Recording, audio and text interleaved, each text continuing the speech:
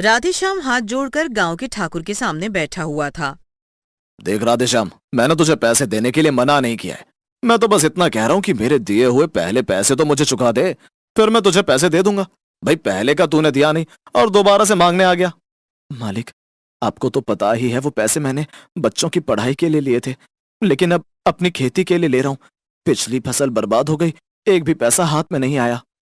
अरे तो इस बात की क्या गारंटी है कि तेरी इस बार की फसल बहुत अच्छी होगी? भाई पहले का रोकड़ा लेकर आ, फिर मैं तुझे पैसे दे दूंगा। राधेश्याम दुखी मन से वहां से उठकर चल देता है। रास्ते में उसे उसका एक दोस्त मिलता है। मैंने तो तुझे पहले ही कहा था, ठाकुर कभी भी किसी को दूसरी बार पैसे नहीं देता जब तक कोई उसका पहला बकाया नहीं चुका देता। पैसों के बिना तो खेती नहीं हो सकती, और खेत नहीं जोते तो घर में दाने दाने के लिए मोहताज हो जाएंगे। समझ नहीं आ रहा, कितने लोगों के पास जाकर तो कह चुका हूं, लेकिन कोई भी मदद के लिए आगे नहीं आ रहा। सुन, मैंने सुना है नदी किनारे वो बरगद का पेड़ है ना, उसके नीचे साधु जी बैठे हुए हैं। सुना है लोगों की बड़ी मदद करते हैं, सब कुछ सच सच बताते हैं। एक बार उनसे भी पूछ ले। ये तू कैसी बातें कर रहा है? भला वो साधु मेरी खेती में मेरी क्या मदद करेगा? खुद लोगों से मांग कर खाने वाला मुझे क्या दे सकेगा? देख भाई, मैं तो दो चार लोगों के मुंह से सुना था कि बहुत ही पहुंचा हुआ साधु है, तकलीफ को देखकर उसका हल कर देता है। तुझे जाना है जा, नहीं जाना तो भाई तेरी मर्जी। अपने दोस्त के वहां से चले जाने के बाद राधेश्याम और भी ज्यादा दुखी हो गया। उसे समझ में ही नहीं आ रहा था कि वो अपने घर जाए या फिर नदी पर बैठे हुए साधु के पास जाए। आखिर में वो अपने घर की ओर चल दिया। तुम तो ठाकुर के पास गए थे ना, कुछ हुआ क्या? नहीं, कुछ नहीं हुआ। ठाकुर ने पैसे देने से मना कर दिया। सुनो, अगर बुरा ना मानो तो एक बात बोलूं तुमसे। हाँ बता, क्या कहना है? मैंने सुना है नदी किनारे बरगद के पेड़ के नीचे एक साधु आए हुए हैं। लोगों की तकलीफ सुनकर उनका हल बता रहे हैं। जरूर उस साधु के कुछ चमचे गांव में घूम रहे हैं। मुझे भी अभी मेरे दोस्त ने यही बात बताई है। एक बात जरा ध्यान से सोचकर देख, वो साधु है, पेड़ के नीचे बैठकर अपना जीवन बिता रहा है। अगर वो इतना ही चमत्कारी है तो क्यों नहीं अपने लिए राजमहल बना लेता? इन सब बातों में कुछ नहीं रखा, मेहनत करने से ही सब कुछ मिलता है। जिनका मन दुखी होता है ना, उसे अच्छी बात भी बुरी लगती है। एक बारी जाने में हर्ज ही क्या है। राधेश्याम कुछ नहीं कहता। वो तो मन ही मन बस यही सोच रहा था कि आखिर वो अपने खेतों के लिए पैसा लाए तो कहाँ से लाए। इसी उधेड़बुन में सारा दिन निकल गया। शाम के समय राधेश्याम घूमते घूमते नदी किनारे पहुंच गए। उसने कुछ दूर से ही देखा, एक साधु पेड़ के नीचे बैठा हुआ है। सारी दुनिया से बेखबर वो आंखें बंद किए हुए है और ओम का जाप कर रहा है। खुद पेड़ के नीचे बैठा हुआ है और लोगों को कहता है कि वो चमत्कारी है। अगर इतना ही चमत्कारी है तो अपने लिए महल क्यों नहीं बना लेता? क्यों सर्दी धूप गर्मी बरसात में ऐसे जंगल में पड़ा रहता है? साधु के बारे में सोचते सोचते ही राधेश्याम नदी के किनारे जाकर बैठ जाता है कि तभी उसे एक आवाज सुनाई देती है। इधर आओ मेरे पास, राधेश्याम, इधर आओ। राधेश्याम देखता है कि आवाज साधु के पास से ही आ रही थी। वो उठकर साधु के पास चला जाता है। आपने शायद मुझे आवाज दी है। हाँ, मेरी अंतरात्मा ने तुझे आवाज दी थी। बहुत दुखी लग रहे हो राधेश्याम। आप मेरा नाम कैसे जानते हैं? नाम तो बहुत दूर की बात है। मैं तो तुम्हारे बारे में सब कुछ जानता हूं बच्चे। तेरे घर में क्या हो रहा है, तेरी फसल के साथ क्या हुआ, और आने वाली फसल के साथ क्या होगा। आपने सब कुछ मेरे बारे में पता कर लिया होगा, लेकिन आगे आने वाली फसल, साधु महाराज, फसल उगेगी तो आपको उसके बारे में पता चलेगा।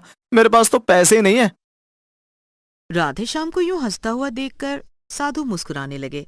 फिर साथ में रखे हुए एक कमंडल के पानी में से उन्होंने एक सिक्का निकालकर राधेश्याम को दिया। ये ले, जा इसे बेचकर अपनी फसल उगा ले। और मेरी एक बात सुनता जा, हम इंसान इंसानों पर भरोसा करते हैं, इसलिए कभी भी अपने लिए कुछ नहीं कर पाते, जबकि हम खुद इतने काबिल होते हैं कि हम सब कुछ कर सकते हैं। इंसानों पर भरोसा करते हैं, लेकिन उस परमात्मा पर भरोसा नहीं है तुझे। जा, उस पर भरोसा करना सीख, तेरे दिन संवर जाएंगे। राधेश्याम हाथ में रखे हुए सिक्के को देख रहा था। जैसे ही उसने नजर भर के साधु की तरफ देखा, साधु वहां पर था ही नहीं। ये कैसा चमत्कार था? साधु यहां पर था या नहीं था? पर मेरे हाथ में रखा सिक्का तो गवाह है कि साधु यहीं पर था।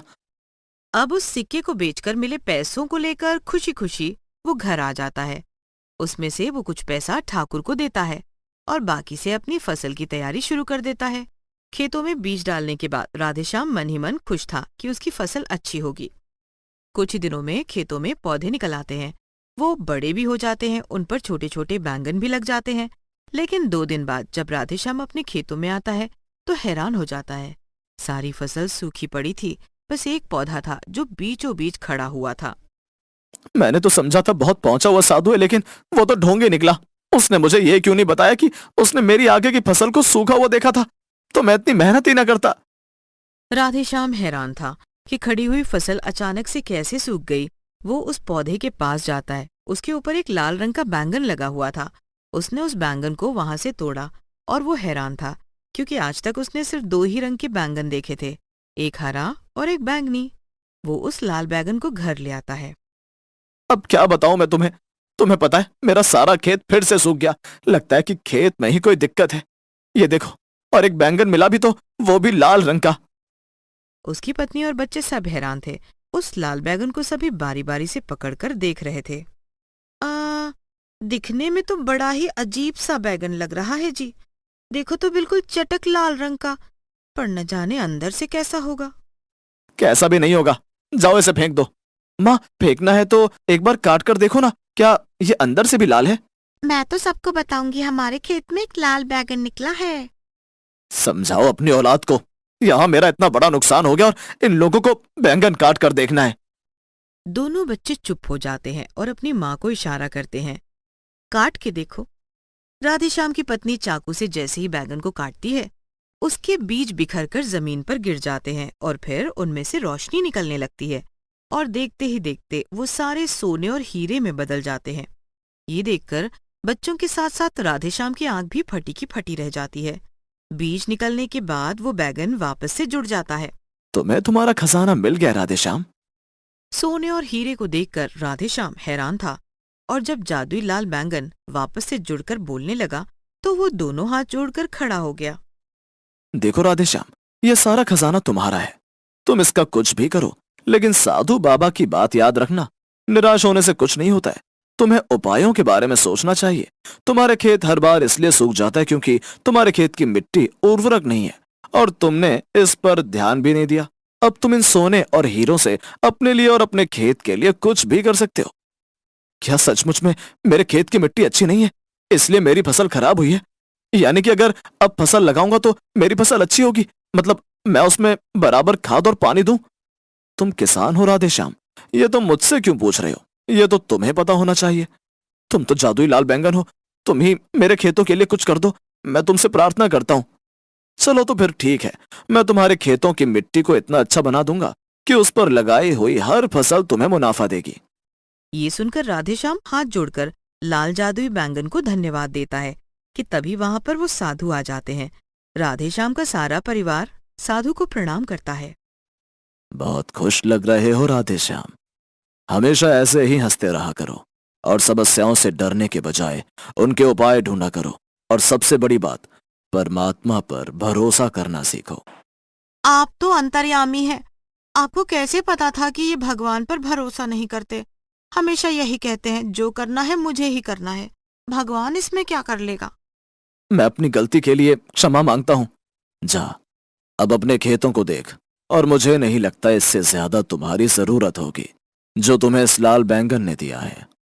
सारा परिवार साधु को एक बार फिर से प्रणाम करता है। साधु अपना लाल बैंगन लेकर वहां से चला जाता है। राधेश्याम सोने और हीरे में से कुछ बेचने के बाद राधेश्याम के पास बहुत सारा पैसा आ गया। उसने अपने खेतों में नई बैंगन की फसल लगाई तो इसकी पैदावार भी बहुत अधिक हुई। उनके घर की हालत भी बिल्कुल अच्छी हो गई थी। अब उनके पास किसी भी चीज की अब कोई कमी नहीं थी। यहाँ तक कि राधेश्याम अब गांव में जरूरतमंद किसानों की मदद भी किया करता था। एक दिन, सुनती हो, मैं क्या सोच रहा था कि हम लोग खेती बाड़ी करते हैं और अभी तो हमारे पास बहुत सारा रुपया पैसा भी है, तो क्यों ना हम लोग साथ में कोई और व्यापार भी शुरू करें। जैसे कि मैं सोच रहा हूँ कि हम बहुत सारी गाय और भैंस भी खरीद लेते हैं। ये तो बहुत अच्छी बात है कि हम ये नया व्यापार शुरू करें, लेकिन तुम्हारे मन में ये विचार क्यों आया? हमारे पास तो अभी और भी बहुत सारा सोना और हीरा है। जानता हूं, तभी तो चिंता हो रही है।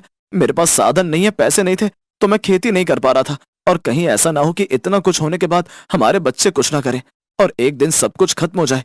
इससे तो अच्छा है कि हम काम शुरू करें और बच्चों को भी काम करना सिखाएं।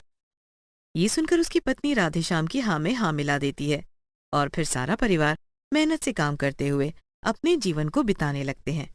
लेकिन हमेशा दूसरों की मदद के लिए वो लाल जादुई बैगन के दिए हुए हीरे और सोने का इस्तेमाल करते थे। चल चल काले काले बैंगन, काला मोटा बैंगन चला आता है कहीं से भी, बेडौल कहीं का, कभी इधर डोलता है कभी उधर डोलता है। मुझे देखा है मैं कितना सुंदर हूँ, मेरा रंग देखा है कितना प्यारा है, तेरा तो कोई सब्जी भी खाना नहीं पसंद करता। तुम बहुत घमंडी हो, तुमने मुझे काला बैंगन कहा। हाँ मैं बैंगन हूं तो क्या हुआ, लेकिन मैं बहुत लोगों की पसंद हूं, मुझसे अच्छी सब्जियां भी बनती हैं। एक दो लोग मुझे पसंद करते और मुझे देख मेरी सब्जी बनती है, मेरी बर्फी बनती है, मेरी मिठाइयां बनती है। मैं सेहत के लिए इतना अच्छा हूं कि लोग बाग मुझे सुबह सुबह पीसकर पीना पसंद करते हैं। मैं उनके दिल का ख्याल रखता हूं। सभी सब्जियों के बीच में बैंगन को अपने बारे में ऐसा बुरा बुरा सुनकर बहुत बुरा लग रहा था कि तभी वहां पर एक बड़ा सा कद्दू आता है और उन दोनों को डांटकर चुप करा देता है। लेकिन उसके बाद सारी सब्जियां देखती हैं कि काला बैंगन हमेशा चुपचाप इधर उधर सबसे हटकर बैठने लगा है और हमेशा गुमसुम और चुपचाप रहता है। एक दिन भिंडी उसके पास जाती है। अरे, तुम उसकी बातों का बुरा क्यों मानते हो? तुम्हें तो पता है वो हर किसी को उसी तरह ही छेड़ता रहता है। नहीं, उसने जो कुछ भी कहा वो बिल्कुल सही है। मैं बहुत काला हूं, मैं कितना गंदा लगता हूं, कोई मुझे पसंद नहीं करता। तो तुम एक काम करो, कुछ दिन के लिए पृथ्वी लोक पर चले जाओ, वहां किसी की मदद करो, शायद तुम्हारा मन अच्छा हो जाए। हाँ, शायद तुम सही कह रही हो। मुझे थोड़े दिनों के लिए जादुई दुनिया को छोड़कर कहीं दूर जाना चाहिए। यहाँ पृथ्वी पर राजू एक बहुत ही गरीब बच्चा था। उसके दादा दादी दोनों बहुत मेहनत करते, लेकिन फिर भी उनके घर में गुजारे के लायक ही कुछ हो पाता था। उनका घर दिखने में बहुत ही छोटा और गंदा था। टूटी फूटी झोपड़ी, छोटा मोटा सामान, एक टूटी हुई चेयर और एक नीचे गंदी सी बची हुई दरी, जिस पर राजू ने अभी एक कागज लगाया हुआ था और चारों तरफ इधर उधर से चुगे हुए छोटे छोटे रंग की डिब्बियां थी। आज मैं सब्जियों के राजा का फोटो बनाता हूँ, वो गोल गोल बैंगन जिसके सर पर हमेशा हरे रंग का ताज होता है। तब तक दादा दादी भी घर आ जाएंगे। राजू के माता पिता नहीं थे, वो अपने दादा दादी के साथ रहता था। दादा दादी बहुत ही बीमार और कमजोर थे, लेकिन फिर भी वो काम पर जाते थे क्योंकि उन्हें राजू को पालना था। राजू ने जैसे ही चित्र पूरा किया, उस पेपर पर बैंगन आ गया। एक ताजे काले बैंगन को देखकर राजू चिल्लाने लगा। कौन हो तुम, कौन हो तुम, यहां कहां से आए? मैंने तो चित्र बनाया था। तुमने ही मुझे बनाकर बुलाया है और अब चिल्ला रहे हो। मुंह बंद करो अपना और मेरी बात ध्यान से सुनो। बैंगन के इस तरह बोलने पर राजू शांत हो जाता है। फिर जादुई बैंगन उससे बोलता है। अरे कैसे लड़के हो, खुद ही चित्र बना रहे थे कि सब्जियों के राजा का चित्र बनाता हूं, और जो चित्र बनाया है और मैं आ गया तो चिल्ला रहे हो। सुनो, मैं एक जादुई बैंगन हूं। क्या सचमुच में तुम जादुई बैंगन हो? हाँ हाँ, मैं सच में ही जादुई बैंगन हूं और मैं सब्जी की जादुई दुनिया से आया हूं। और तुम्हारा घर कितना गंदा है, मैं कहाँ बैठूं? तभी राजू उसके लिए एक जगह साफ करता है। बैंगन वहां जाकर बैठ जाता है। उफ, कितनी बुरी बात है। तुमने अपने घर को कितना गंदा बना रखा है, और तुम अकेले क्यों हो? तुम्हारे घर के बाकी सदस्य कहाँ पर हैं? राजू एकदम से चुप हो जाता है और हाथों पर लगे हुए रंगों को हाथों से ही छुड़ाते हुए जादुई बैंगन से रुआंसी आवाज में बोलता है। मेरे दादा दादी बहुत बूढ़े हैं, वो लोग बाहर काम कर कर आते हैं तो बहुत थक जाते हैं, इसलिए घर का काम इतना नहीं कर पाते। और मैं तो अभी छोटा हूं, मुझे तो कोई काम आता ही नहीं है। और तुम्हारे माता पिता कहाँ पर हैं? वो तो भगवान के पास हैं। दादी कहती हैं कि भगवान ने उन्हें अपने पास बुला लिया है, अब वो कभी वापस नहीं आएंगे। ये सुनकर जादुई बैंगन को बहुत बुरा लगता है। तभी उसके दादा दादी घर आते हैं। दादी आ गई, दादा आ गए। कैसा है राजू, परेशान तो नहीं हुआ बेटा? रुक, थोड़ी देर आराम कर लूं, फिर तेरे लिए खाना बनाती हूँ। जादुई बैंगन देखता है कि दोनों काफी बूढ़े हो चुके थे और उन्हें अच्छे से दिखाई भी नहीं दे रहा था। क्यों रे राजू, ऐसे क्यों खड़ा है, क्या हो गया है? राजू हाथ के इशारे से बैंगन की तरफ दिखाता है। ये बैंगन कहाँ से ले आया? कैसे हो दादाजी? दादाजी, मैं हूं एक जादुई बैंगन। आपके राजू ने चित्र बनाया और मुझे यहाँ आना पड़ा, लेकिन आप लोगों की हालत देखकर मुझे लगता है कि मुझे बहुत पहले ही यहाँ आ जाना चाहिए था। बैंगन को बोलता हुआ देखकर दादा दादी दोनों घबरा जाते हैं। अब आप लोग मुझसे डरने मत लग जाना। मैं सच कह रहा हूँ, मैं जादुई दुनिया से आया हूँ और एक जादुई बैंगन हूँ, और आप लोगों की हालत देखकर मुझे बहुत अफसोस हो रहा है। फिलहाल तो हम सब लोग पहले खाना खाते हैं, इसलिए सब यहाँ से हट जाओ, मैं इस जगह को अच्छा बना देता हूँ। तभी जादुई बैंगन से रोशनी निकलने लगती है और वहां पर एक साफ सुथरा डाइनिंग टेबल आ जाता है जिस पर अच्छा अच्छा खाना लगा होता है। दादा दादी और राजू तीनों ये देखकर हैरान हो जाते हैं। फिर जादुई बैंगन उन लोगों को अच्छा बना देता है। सुंदर कपड़े, एकदम जवान दादा दादी। वो अपने आप को देख रहे थे कि तभी जादुई बैंगन बोलता है, चलो जल्दी से बैठो, बहुत जोरदार भूख लगी है। अरे, मैं तो दिखने में पहले जैसी जवान और सुंदर दिखाई दे रही हूँ। मैं भी तो कुछ कम दिखाई नहीं दे रहा। मेरे जवान दादा दादी, मेरे जवान दादा दादी। बस तुम लोग इतने से खुश हो गए। चलो पहले खाना खाओ, फिर तुम्हें मैं जादू दिखाता हूँ। सभी लोग हंसकर खाना खा रहे थे। तभी बातों बातों में जादुई बैंगन दादा दादी से पूछता है कि अगर उन्हें एक सुंदर घर चाहिए तो कहाँ पर होना चाहिए। तो दादी कहती है, समंदर के पास होना चाहिए, ताकि मैं रोज समंदर को देख सकूं। हाँ हाँ, कितना अच्छा होगा। पर मैं वहां पर फिशिंग कर सकूंगा, और मैं अपने दोस्तों के साथ समुद्र किनारे खेला करूंगा और बहुत सारे मोती इकट्ठे करूंगा। तो फिर ठीक है, हम लोग समुद्र के किनारे एक घर बना देते हैं। इस घर में से जो जो भी तुम्हें अपने साथ रखना है वो रख सकते हो। क्या तुम सच कह रहे हो? हमारे पास इतना सुंदर घर होगा? आप लोगों के पास पूरे 10 मिनट हैं। इस घर में से जो जो अच्छी चीजें तुम्हें पसंद है वो रख लो, और हम लोग जा रहे हैं अब अपने नए घर पर। थोड़ी ही देर में वो तीनों समंदर के किनारे एक सुंदर से बड़े घर में पहुंच जाते हैं, जहां पर सब सारी सुख सुविधाएं थी। नौकर चाकर गाड़ी थी। कौन कहता है सपने पूरे नहीं होते? देखो तो, मैं बचपन से ऐसे ही घर चाहती थी। तुमने तो मेरी मुराद पूरी कर दी जादुई बैंगन। तुम फरिश्ते की तरह हमारी जिंदगी में आए हो। तुम लोगों को इस तरह खुश होता देख मुझे बहुत अच्छा लग रहा है। देखो दादाजी, देखो समुद्र में आपकी ही बोट खड़ी है। दादाजी समुद्र में एक बिल्कुल नई तरह की बोट को देखकर खुश हो जाते हैं और फिशिंग के लिए निकल पड़ते हैं। मुझे तो अभी तक अपनी आंखों पर यकीन नहीं हो रहा कि सब कुछ इतना जल्दी बदल गया है। अब तुम बताओ राजू, तुम्हें क्या चाहिए? चलो हम दोनों समुद्र के किनारे खेलने चलते हैं। तभी जादुई बैंगन जोर जोर से हंसने लगता है और जादुई बैंगन की जगह एक आदमी आ जाता है जिसके सर पर हरे रंग की टोपी और उसके कपड़े बैंगनी होते हैं। आप लोगों की दुनिया कितनी प्यारी है, मुझे तो लग रहा है कि मैं यहीं रह जाऊं। तो क्या तुम हमारे साथ नहीं रहोगे? तुम जाने की सोच रहे थे? नहीं नहीं, अभी तुम्हें हमारे साथ रहना होगा। अरे हाँ भाई, इतनी जल्दी कहीं जाने की जरूरत नहीं है, अभी कुछ दिन हमारे साथ रहो। अच्छा एक बात बताओ, तुम जाओगे तो क्या ये सब कुछ ले जाओगे? नहीं नहीं दादाजी, ये सब कुछ आपका अपना है, और जब मैं यहाँ से जाऊंगा तो इतना देकर जाऊंगा कि राजू जब बड़ा हो जाएगा तो उसे तब तक किसी चीज की कोई कमी नहीं रहेगी। ओहो, बस यही सब बातें रह गई हैं। किसी ने भी केक खाकर नहीं बताया कि कैसा बना है। फिर सभी लोग हंसते हुए दादी के हाथ का बना हुआ केक खाते हैं और बहुत तारीफ करते हैं। अगले दिन राजू का एडमिशन एक बड़े से स्कूल में करा दिया जाता है और जादुई बैंगन अब उन लोगों के साथ ही रहने लगता है। बहुत साल बाद जब राजू बड़ा हो जाता है तो एक दिन जादुई बैंगन उन लोगों से विदा लेता है। मैंने बहुत साल इस पृथ्वी पर निकाले हैं, अब मुझे अपने देश वापस जाना है। तभी दादी हाथ में एक प्यारी सी हरे रंग की टोपी लेकर आती है जिस पर सुंदर सुंदर रंगों से और हीरे जवाहरात से कारीगरी की गई थी। ये मेरी तरफ से तुम्हारा इनाम।